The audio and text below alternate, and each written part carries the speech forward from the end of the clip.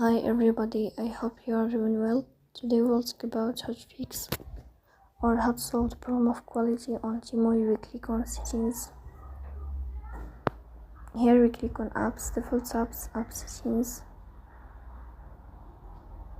In this list you search about the application of Temu and you click here. In this page of app info we click on first stop and we click OK. Here you will enter to storage. Then we click on clear cache. Here we go to Play Store. Then we'll search about the application of Temu.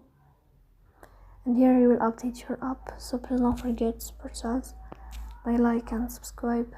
See you next time in another video. And thank you for your watching and your attention.